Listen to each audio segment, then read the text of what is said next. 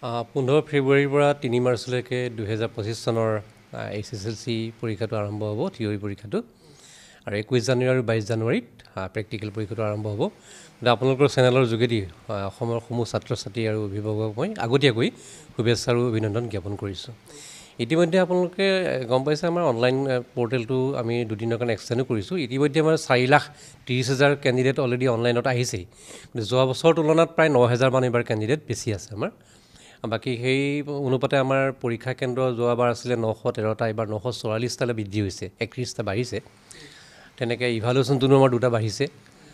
গতিকে সাময়িকভাৱে গোটেইখিনি কাম আমাৰ নিয়মমতে চলি আছে আৰু সময়ত পৰীক্ষা আৰম্ভ হ'ব, ভালকৈ হ'ব বুলি আশা প্ৰকাশ কৰি নাই। মাৰ্চ কৰিলেও ক্লাছ 12ৰ পৰীক্ষাটো যোৱা বছৰ যেনেকৈ হৈছিল তেনেকৈ হ'ব, ক্লাছ 10ৰ পৰীক্ষাটো মানে মেট্ৰিকৰ পৰীক্ষাটো যেনেকৈ হৈছিল তেনেকৈ হ'ব। এইবাৰ কোনো ডিফাৰেঞ্চ ইয়াত নাথাকে।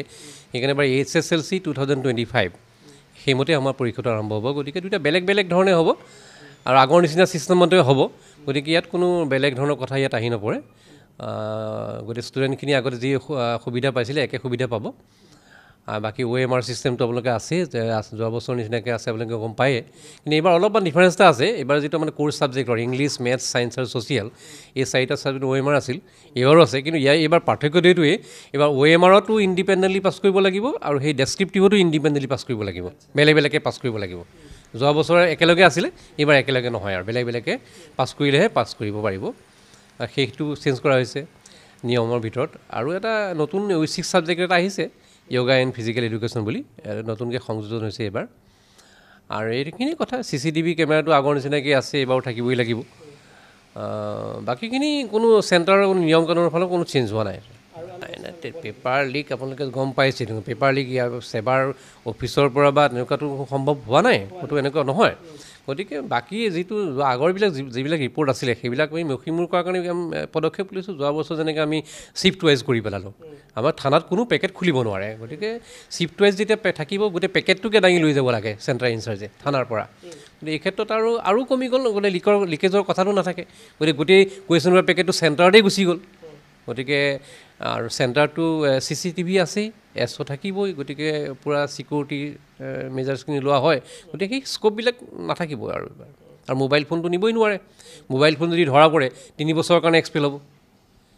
ইভেন এনেকুৱা ধৰণৰ কথা। এইবাৰ আৰু এটা চেঞ্জ হৈছে, মই আপোনাক কৈ আছোঁ মনত পৰোঁতে, প্ৰেক্টিকেল পৰীক্ষাটো এইবাৰ আমি যোৱা বছৰ নিচিনাকৈ নাপাতোঁ। এইবাৰ আমি স্কুলক দি দিছোঁ, স্কুলে নিজে নিজাকৈ পাতিব।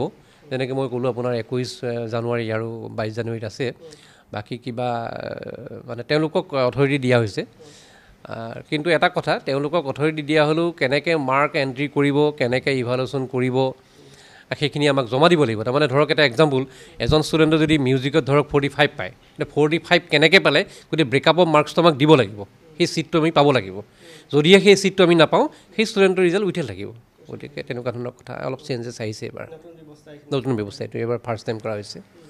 এইখিনিয়ে কথা। বাকী আৰু সকলোকে পুনৰবাৰ মই অভিনন্দন জ্ঞাপন কৰিছোঁ আৰু সকলোৰে যোগাত্মক সহযোগিতা বিচাৰিছোঁ, যাতে HSLC 2024 পৰীক্ষাটো সৰ্বতোপ্ৰকাৰে যাতে কৃতকাৰ্য আমি লাভ কৰিব পাৰোঁ আৰু ষ্টুডেণ্টক যাতে এটা ন্যায় দিব পাৰোঁ, তাৰ কাৰণে সকলোৰে পিছত মই আগতীয়াকৈ এটা আবেদন